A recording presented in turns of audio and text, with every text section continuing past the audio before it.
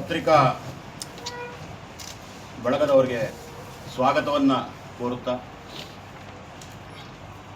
ನಮ್ಮ ಮಾದಿಗ ಸಂಘಟನೆಗಳ ಒಕ್ಕೂಟದಲ್ಲಿ ಮಾದಿಗ ದಂಡೋರ ಸಂಘಟನೆಗಳು, MRHS ಮಾದಿಗ ಮೀಸಲಾತಿ ಹೋರಾಟ ಸಮಿತಿಗಳು, ಆದಿಜಾಂಬವ ಸಂಘಟನೆಗಳು, ವಿಶ್ವ ಆದಿಜಾಂಬವ ಸಂಘಟನೆಗಳು, ಮತ್ತು DSS ಸಂಘಟನೆಗಳು ಎಲ್ಲರೂ ಕೂಡ, ಇನ್ನೂ ಹಲವಾರು ಅಂಬೇಡ್ಕರ್ ಸಂಘಟನೆಗಳು ಎಲ್ಲರೂ ಒಗ್ಗಟ್ಟಾಗಿ ಸೇರಿ ಮಾದಿಗ ಸಂಘಟನೆಗಳ ಒಕ್ಕೂಟ ಅಂತ ಒಂದು ಮಾಡಿಕೊಂಡು, ನಾವು ಏನು ಭಾಳ ಪ್ರಮುಖವಾದ ಅಂಶ ಏನಂತಂದರೆ, ದಿನಾಂಕ ಮೊನ್ನೆ 12ನೇ ತಾರೀಕು ನಡೆದಂಥ ಬೃಹತ್ ಜಾಥಾ ಏನು, ಅದ್ರ ಮೂಲಕ ನಾವು ಈಗಾಗಲೇ ಸರ್ಕಾರಕ್ಕೆ ನಮ್ಮ ಶಕ್ತಿ ಪ್ರದರ್ಶನವನ್ನು ಮಾಡಿ ಎಚ್ಚರಿಕೆಯನ್ನು ಕೊಟ್ಟಿದ್ದೀವಿ. ನಾವೇನು 59,432 ಹುದ್ದೆಗಳು ರದ್ದು ಮಾಡಿ ಅಂತ ಹೇಳ್ತಿಲ್ಲ, ನೇಮಕ ಮಾಡಿ, ಆದರೆ ಅದಕ್ಕೆ ಒಳ ಮೀಸಲಾತಿ ಅನ್ವಯ ಮಾಡಿ ಅಂತ ನಾವು ಕೇಳ್ತಾ ಇರೋದು. ಅದು ನಾವು ಪ್ರಮುಖ, ಅದನ್ನು ಆದೇಶ ಬರೀ ಬಾಯಿ ಮಾತಿನಲ್ಲಿ ಹೇಳಿ ನಮಗೆ ನಂಬಿಸಿದ್ದಾರೆ. 27ಕ್ಕೆ ವಿಶೇಷ ಕ್ಯಾಬಿನೆಟ್ ಕರೆದು ಅದರಲ್ಲಿ ನಾವು ತೀರ್ಮಾನ ತಗೊತೀವಿ ಅಂತ ಹೇಳ್ತಾರೆ. ಈಗ ಏನು ಹೈಕೋರ್ಟಲ್ಲಿ ಇದೆ ಅಂತ ಹೇಳ್ತಾರೆ, ಅದು ಶುದ್ಧ ಸುಳ್ಳು.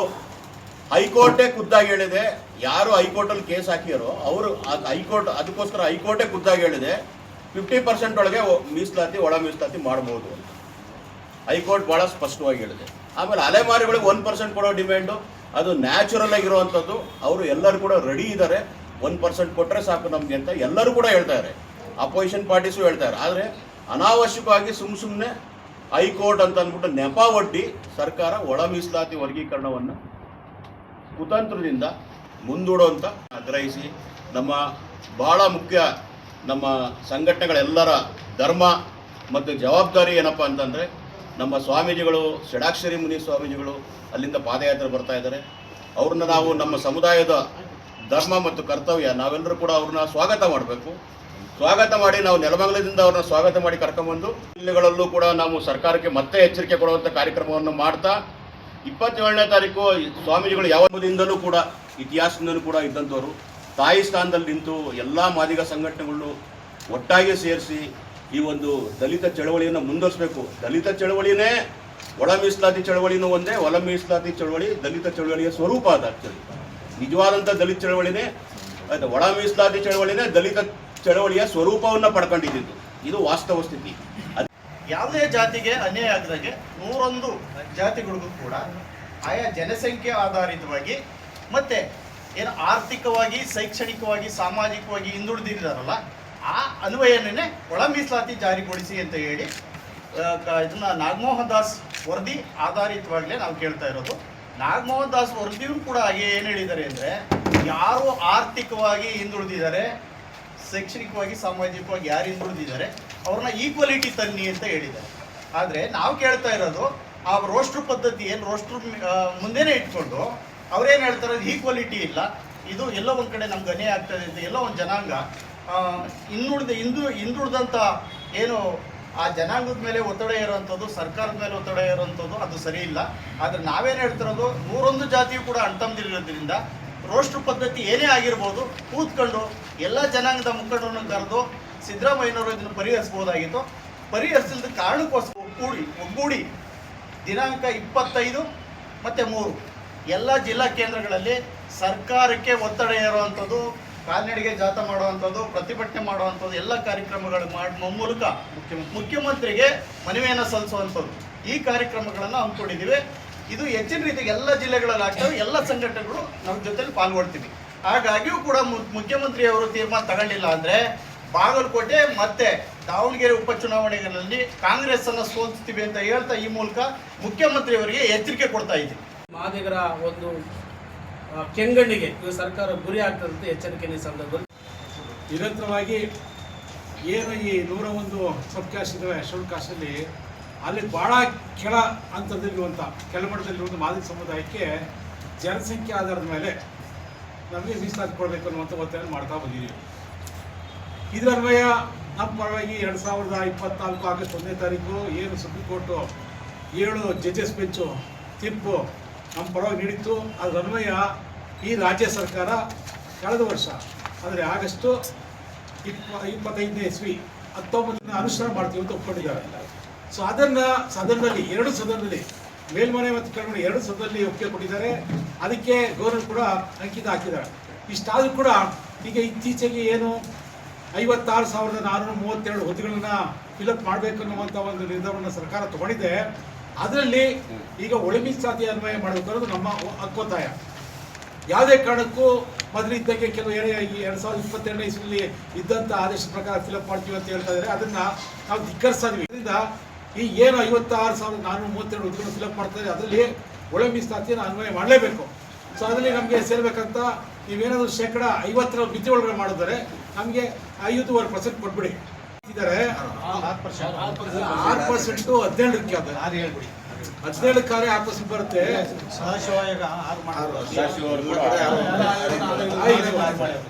ಆಯ್ತು, ನಮಗೆ 6% ಬದಿಗೊತ್ತಿ ಮಾದಿಗರಿಗೆ ಪ್ರತ್ಯೇಕವಾಗಿ 6% ಕಣ್ಣು ಕಾಣ್ತಾ ಇಲ್ವೋ ಅಥವಾ ಕಿವಿ ಕೇಳಿಸ್ತಾ ಇಲ್ವೋ ಗೊತ್ತಾಗಿಲ್ಲ. ಅಷ್ಟು ಹೋರಾಟ ಮಾಡ್ಕೊಂಡು ಬರ್ತಾ ಇದ್ದೀವಿ.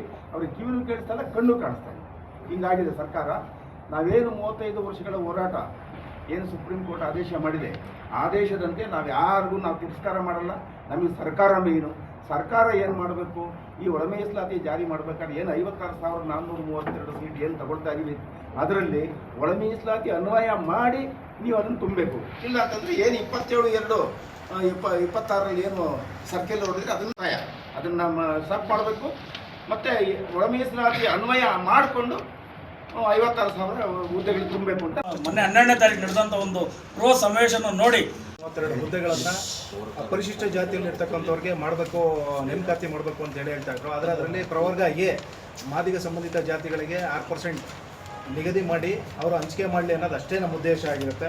ಈ ಹಿಂದೆ ನೀವು ನೋಡಿದ ಹಾಗೆ ನ್ಯಾಯಮೂರ್ತಿ ಎ ಜೆ ಸದಾಶಿವ ಆಯೋಗ ಸ್ಥಾಪನೆ ಮಾಡಿದ್ದು ಗೌರ್ಮೆಂಟೇ, ಕಾಂತರಾಜು ವರದಿ ಅದು ಕೂಡ ರಚನೆ ಮಾಡಿದ್ದು ಗೌರ್ಮೆಂಟೇ, 2011ರ ಜನಗಣತಿ ಅದನ್ನು ಮಾಡಿದ್ದು ಅವರೇನೆ, ಮಾಧುಸ್ವಾಮಿ ಉಪಸಮಿತಿ ವರದಿ ಅದು ಕೂಡ ಅವರೇ ಮಾಡಿದ್ರು. ಈಗ ನ್ಯಾಯಮೂರ್ತಿ ನಾಗಮೋಹನ್ ರಾವ್ ಸಮಿತಿ ಇದನ್ನು ಕೂಡ ಗೌರ್ಮೆಂಟೇ ಮಾಡಿದೆ. ಆದರೂ ಎಲ್ಲ ವರದಿಗಳು ಸರಿ ಇಲ್ಲ ಅಂತೇಳಿ ಕೆಲವು ಅತಿ ಹೆಚ್ಚು ಲಾಭ ಪಡೆದಿರ್ತಕ್ಕಂಥವ್ರು ಎಲ್ಲೋ ಒಂದು ಕಡೆ ಈ ಒಳ ಮೀಸಲಾತಿನ ವಿರೋಧ ಮಾಡ್ತಾ ಇದ್ದಾರೆ. ಸೊ ಅದರಿಂದ ನಮ್ಮ ಬೇಡಿಕೆ ಏನಂದರೆ ಪ್ರಮುಖವಾಗಿ ನಾವು ಇದುವರೆಗೂ ಕೂಡ ಸಾಮಾಜಿಕವಾಗಿ, ಶೈಕ್ಷಣಿಕವಾಗಿ, ಆರ್ಥಿಕವಾಗಿ ನಾವು ಸಾಕಷ್ಟು ಹಿಂದುಳಿದಿದ್ದೇವೆ. ಸೊ ನಮ್ಮದು ರಿಸರ್ವೇಷನ್ ಏನಿದೆ 6%, ಆ 6%ನ ಆ್ಯಕ್ಚುಲಿ ಕೊಟ್ಟು ಇನ್ನು ಉಳಿದಂಥ ಮೀಸಲಾತಿನ ಎಲ್ಲರೂ ಕೂಡ ಏನು BCD ವರ್ಗದವರು ಇದ್ದಾರೆ ಎಲ್ಲರೂ ಕೂಡ ಕಾಲ ಬಂದಿದೆ. ಅದರಿಂದ ಹಂಚ್ಕೊಂಡಿದ್ದ ತಕ್ಷಣ ನಾವೆಲ್ಲ ಬೇರೆ ಆಗ್ತೀವಿ ಅನ್ನೋ ಉದ್ದೇಶ ಏನಿಲ್ಲ. ಹಂಚ್ಕೊಂಡು ತಿಂತಾ ಇದ್ವಿ ಯಾರು ಎಷ್ಟಿದ್ರೆ ಮನೆಯಲ್ಲಿ ಅಂತ ಹೇಳ್ಬಿಟ್ಟು ಅದರಿಂದ ನಾವೇನು ಇವತ್ತು ಬೇರೆ ಸಮುದಾಯನ ದೋಷಣೆ ಮಾಡೋದು ನಮ್ಗೆ ಬೇಕಾಗಿಲ್ಲ. ಅವರು ನಮ್ಮಂತಂದಿದೆ, ನಾವು ಎಲ್ಲ ಒಂದೇ ಕುಟುಂಬದಿಂದ ಬಂದಿದೆ. ಅದರಿಂದ ನಮ್ಮ ಹಕ್ಕು ನಾವು ಕೇಳ್ತಾ ಇದ್ದೀವಿ. ಮೊದಲನೇಂತ ಸರ್ಕಾರ ಇದೇ ತಿಂಗಳು 25ನೇ ತಾರೀಕು ಹೋರಾಟಗಳನ್ನು ನಂಬಿಕೊಂಡಿದ್ದೀವಿ. ಆ ಒಂದು ವಿಷಯ ಈಗಾಗಲೇ ಅನೇಕ 35 ವರ್ಷಗಳ ಹೋರಾಟಗಳನ್ನು ನಾವು ಕಾಣ್ತಾ ಇದ್ದೀವಿ. 1/8/24ರಲ್ಲಿ ಮಾನ್ಯ ಸುಪ್ರೀಂ ಕೋರ್ಟ್ ಅವರು ಏನು ಪರಿಶಿಷ್ಟ ಜಾತಿಗಳಿಗೆ ವರ್ಗೀಕರಣ ಮಾಡ್ಬೋದು ರಾಜ್ಯ ಸರ್ಕಾರಗಳು ಅಂತ ಏನು ಅವ್ರ ತೀರ್ಪು ಎಲ್ಲ ರಾಜ್ಯ ಪದಾಧಿಕಾರಿಗಳು ಇವತ್ತಿನ ಪತ್ರಿಕಾಗೋಷ್ಠಿಯ ಉದ್ದೇಶ 25/3/26ರಂದು ರಾಜ್ಯದ 31 ಜಿಲ್ಲೆಗಳಲ್ಲಿ ಹೋರಾಟ ಮಾಡ್ತಾ ಜಿಲ್ಲಾಧಿಕಾರಿಗಳ ಮುಖಾಂತರ ಮುಖ್ಯಮಂತ್ರಿಗೆ ಮನವಿಗಳನ್ನು ರವಾನಿಸೋದು. ಇನ್ನು ಮುಖಂಡರು ಇಲ್ಲಿ ಸೇರಿ ಮೌರ್ಯ ಸರ್ಕಲಲ್ಲಿ ಗಾಂಧಿ ಸ್ಟ್ಯಾಚ್ಯೂಯಿಂದ ಬೃಹತ್ ಸಭೆ ಮಾಡಿ ಮುಖ್ಯಮಂತ್ರಿಗೆ ಒಂದು ಮನೆ ಕೊಡೋದು ಮುಖ್ಯ ಉದ್ದೇಶ. ಯಾಕೆ ಇದೆಲ್ಲ ಯಾಕೆ ಮಾಡ್ತಾ ಇದ್ದೀವಿ ನಾವು? ಇದರ ಉದ್ದೇಶ ಏನು? ಮಾದಿಗರಿಗೆ ಮೀಸಲಾತಿ ಬೇಕು, ಮೀಸಲಾತಿ ಕೊಡಿ ಅಂತ ನಾವು ಕೇಳಿದ್ದೀವಿ. ಮಾದಿಗರಿಗೆ ಪ್ರತ್ಯೇಕ ಮೀಸಲಾತಿ ಎಲ್ಲಿ ಕೇಳಿ? ಇದಕ್ಕೆ ಕಾರಣಗಳಿಷ್ಟೇ. ಅವನೂರು ವರದಿ ಹೇಳ್ತಾ ಇತ್ತು, ನಮ್ಮ ಜನಸಂಖ್ಯೆ ಗೊತ್ತಿರಲಿಲ್ಲ, ನಾವು ಸೆನ್ಸಸ್ ಮಾಡಲಿಲ್ಲ. ಯಾವುದೇ ಮಾದಿಗರು ಯಾವುದೇ ಕರ್ನಾಟಕ ಸೆನ್ಸಸ್ ಆಗಿರಲಿಲ್ಲ. 1931 ಸೆನ್ಸಸ್ ಪ್ರಕಾರ 1931 ಸೆನ್ಸಸ್ ಒಂದು ವರದಿ ಕೊಡ್ತಾರೆ. ಅದು 71ರ ಸೆನ್ಸಸ್ಸು ಮತ್ತು 31ರ ಜನಗಣತಿ ಆಧಾರದ ಮೇಲೆ ಮಾದಿಗ ಮತ್ತು ಅಲೈಡ್ ಕಮ್ಯುನಿಟೀಸು ಉಪಜಾತಿಗಳು ಸೇರಿ 57.3% ಇದ್ದಾರೆ SC-ನಲ್ಲಿ. 26% ವಲಯ ಮತ್ತು ಉಪಜಾತಿಗಳು, 14.3 ಸ್ಟ್ರೆಚಬಲ್ ಎಸ್ ಅಂದರೆ ಬೋಯು ಕ್ವಶನ್ ಮಾಡಿ. ಆಧಾರದ ಮೇಲೆ ನಾವು ನೋಡಿದಾಗ ಉದ್ಯೋಗಗಳಲ್ಲಿ ನಾವು ಮಾದಿಗರು ಆ ಪ್ರಕಾರ 57% ನೋಡಿದ್ರೆ ನಮ್ಗೆ 9% ಸಿಗಬೇಕಾಗಿದೆ SC ಮೀಸಲಾತಿಯಲ್ಲಿ. ಉದ್ಯೋಗದಲ್ಲಿದ್ದಾರೆ 76ರಿಂದ 76ಗೆ. ಆವಾಗ ನಾವು ಸರ್ಕಾರಕ್ಕೆ ಒಂದು ಮನವಿ ಕೊಟ್ವಿ, ಈ ರೀತಿ ನೀವು ವರದಿಯನ್ನು ತಗೊಂಡಿದ್ದೀರಾ, ಈ ಆಧಾರದ ಮೇಲೆ ನಮ್ಗೆ 9% ಕೊಡಬೇಕಂತ ಹೋರಾಟ ಪ್ರಾರಂಭ. ಆವಾಗ ಅಲ್ಲೆಲ್ಲೆಲ್ಲೆಲ್ಲೆಲ್ಲ ಸಿಗೋನು ಕಿವಿ ಕೊಡಲಿಲ್ಲ ಅವರು. ಆದರೆ ನಾವು ಮಾದಿಗದ ಆಂಧ್ರದಲ್ಲಿ ಆದಮೇಲೆ ದಂಡೋರದಿಂದ ಎಫೆಕ್ಟಿಂದ ನಾವು ಕರ್ನಾಟಕದಲ್ಲಿ 97ರಲ್ಲಿ ಮಾದಿಗ ದಂಡೋರ ಅಂತ ಕಟ್ಕೊಂಡು ಇಡೀ ರಾಜ್ಯದಲ್ಲಿ ಅವರಿಗೆ ಅವೇರ್ನೆಸ್ ಕೊಟ್ಟು, ಇಲ್ಲಿ ಕಾರಣ ಇಷ್ಟೇ, ಅದನ್ನು ಅವೈಜ್ಞಾನಿಕ ಅಂತ ಹೇಳ್ಬಿಟ್ಟು ಒಂದು ವರ್ಗ ಹೇಳಿದ್ರು.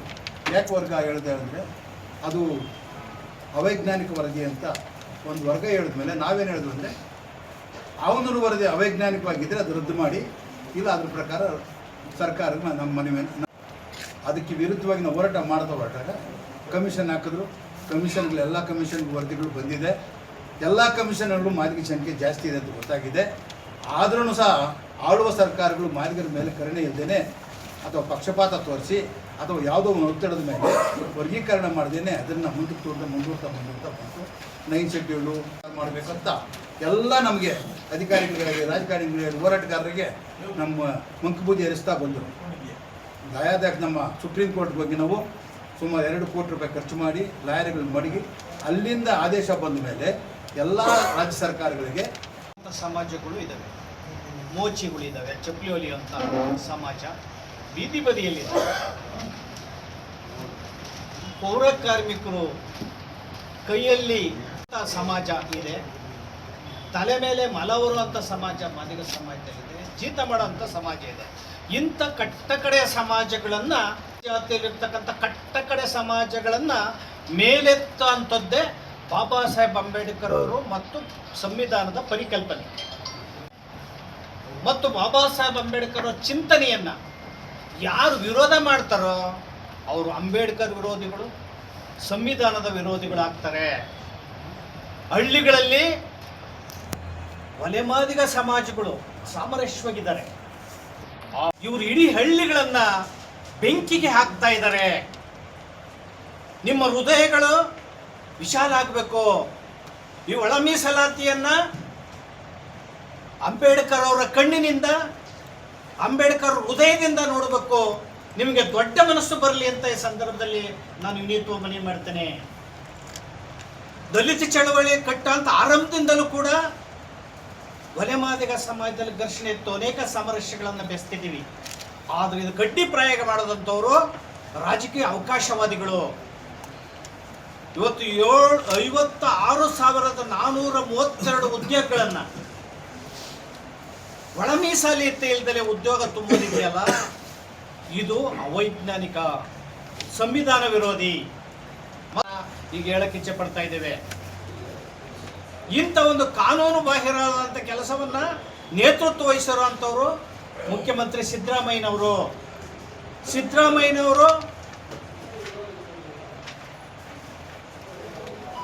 ಅವರ ಕಳೆದ ಅವಧಿಯಲ್ಲಿ ಮುಖ್ಯಮಂತ್ರಿ ಆಗಿದ್ದಾಗ ಇದರವರೆಗೆ ಒಳ ಮೀಸಲಾತಿ ವಿರೋಧಿಯಾಗಿ ಬಂದಿದ್ದಾರೆ ಸಿದ್ದರಾಮಯ್ಯನವರು. ಇವರು ಒಳ ಮೀಸಲಾತಿ ವರ್ಗೀಕರಣಗಳನ್ನು ಆರಂಭದಿಂದ ಯಾವ ಶಕ್ತಿಗಳು ವಿರೋಧ ಮಾಡ್ತಾ ಇದ್ವು ಆ ಶಕ್ತಿಗಳ ಪ್ರಭಾವಕ್ಕೆ ಸಿದ್ದರಾಮಯ್ಯನವರು ಮತ್ತು ಅವರ ಸರ್ಕಾರ ಒಳಗಾಗಿದೆ. ಆದ್ದರಿಂದ ಇಡೀ ರಾಜ್ಯದಲ್ಲಿ ಆತಂಕ ಮತ್ತು ಆಘಾತ ಮಾದಿಗ ಉಂಟಾಗಿದೆ. ಯಾಕೆಂದರೆ ಕಳೆದ 35 ವರ್ಷಗಳಿಂದ ಹೋರಾಟವನ್ನು ಮಾಡ್ಕೊಂಡು ಬಂದಿದ್ದಾರೆ. ಹುಬ್ಬಳ್ಳಿ ಸಮಾವೇಶದಲ್ಲಿ 8 ಜನ ತೀರೋದ್ರು. ಅನೇಕರು ಜೀವನವನ್ನ ಬದುಕನ್ನು ಕಳ್ಕೊಂಡಿದ್ದಾರೆ. ಹೋರಾಟ ನಡೀತಾ ಇದೆ. ಸಿದ್ದರಾಮಯ್ಯರು ಕಣ್ಣಿಂದು ಕೂಡ ಕುರುಡರಾಗಿದ್ದಾರೆ. 5ರಿಂದ 12ಕ್ಕೆ ಸಚಿವ ಸಂಪುಟ ಮುಂದೂಡಿದ್ರು, 12ರಿಂದ 25ಕ್ಕೆ ಸಚಿವ ಸಂಪುಟ ಮುಂದೂಡಿದ್ದಾರೆ. ಈಗ ಅಲ್ಲಿ 27/2ರಲ್ಲಿ ಸುತ್ತೋಲೆ ಹೊರಡಿಸಿದ್ದಾರೆ. ಹುದ್ದೆ ಇಲ್ದೇನೆ ಬೆಳಗಾಳಿಗೆ ಉದ್ಯೋಗಗಳು ನಡೀತಾ ಇದ್ದಾವೆ ಅನೇಕ ವಿಶ್ವವಿದ್ಯಾನಿಲಯದಲ್ಲಿ. ಈಗ ಮೈಸೂರು ವಿಶ್ವವಿದ್ಯಾನಿಲಯ ತಗೊಂಡ್ರೆ ಬಲಗೈ ಸಮಾಜದಲ್ಲಿ 177 ಜನ ಬೋಧಕರು ಮತ್ತು ಬೋಧಕೇತರರು ಇದ್ದಾರೆ. ಬರೀ 7 ಜನ ಮಾದಿಗ ಸಮಾಜದವರು ಇದ್ದಾರೆ. 2000 ಚಿಲ್ಲರೆ ಮಾದಿಗ ಸಮಾಜದವರು ಕಸ ಮಾಡ್ತಾ ಇದ್ದಾರೆ. ಕಣ್ಣಿಲ್ವಾ ನಿಮಗೆ? ಆದ್ದರಿಂದ ಸ್ವಾಮೀಜಿಗಳು, ಷಡಕ್ಷರ ಮುನಿ ಸ್ವಾಮೀಜಿಗಳು, ಹರಿಹರ ಬಿಕೃಷ್ಣ, ನಾವು ಫ್ರೀಡಂ ಪಾರ್ಕಲ್ಲಿ ಸಜ್ಜು ಮಾಡ್ತೇವೆ, ಮತ್ತೆ ಈ ಧರಣಿಯನ್ನು ಮುಂದುವರಿಸ್ತೇವೆ. 27ನೇ ತಾರೀಕಿನ ಸಿದ್ದರಾಮಯ್ಯನವರು ಕ್ಯಾಬಿನೆಟ್ ಮುಂದಂತರ ಇದರಲ್ಲಿ ಒಳ ಮೀಸಲಾತಿಯನ್ನ ಕಡಿತ ಮಾಡುವಂತ ಸಂಚಿದೆ. ನಿಮ್ಮನ್ನು ಅಲ್ಲೇ ಅಂಟಿಸೋದಕ್ಕೆ ಸಂಚು ನಡೀತಾ ಇದೆ. ಇದಕ್ಕೋಸ್ಕರ ನೀವು ಎಚ್ಚೆತ್ಕೋಬೇಕು, ನಮ್ಮ ಒತ್ತಿಗೆ ಸೇರಿಸ್ಬೇಕು. ನಾವು ಎಲ್ಲನೂ ಕೂಡ ಎಂಥ ತ್ಯಾಗ ಬಲಿದಾನಕ್ಕೂ ಕೂಡ ನಾವು ಸಿದ್ಧರಾಗಿದ್ದೇವೆ, ಬದ್ಧರಾಗಿದ್ದೇವೆ. ಯಾವ ವ್ಯಕ್ತಿ ಯಾವ ಜಾತಿಯನ್ನು ವಿರೋಧ ಮಾಡೋದಲ್ಲ, ಅವರ ಜನಸಂಖ್ಯೆಗೆ ಸಮಾನವಾಗಿ ಮೀಸಲಾತಿ ಹಂಚಿಕೆ ಆಗಬೇಕು ಅನ್ನೋದು ಅಷ್ಟೇ ಒತ್ತಾಯ. ಯಾವ್ರನ್ನ ಬೈಯೋದಲ್ಲ, ನಾವು ಹೊಗಳೋದಲ್ಲ, ಮತ್ತೆ ವಿರೋಧ ಅಲ್ಲ. ಯಾವುದೇ ಪಕ್ಷಕ್ಕೆ, ಯಾವುದೇ ರಾಜಕೀಯ ಪಕ್ಷಕ್ಕೆ ಸೇರಿದವ್ರು ನಾವು ಯಾರೂ ಅಲ್ಲ. ನಾವು ಮೀಸಲಾತಿಯ ಹೋರಾಟ ಮಾಧ್ಯಮಗಳು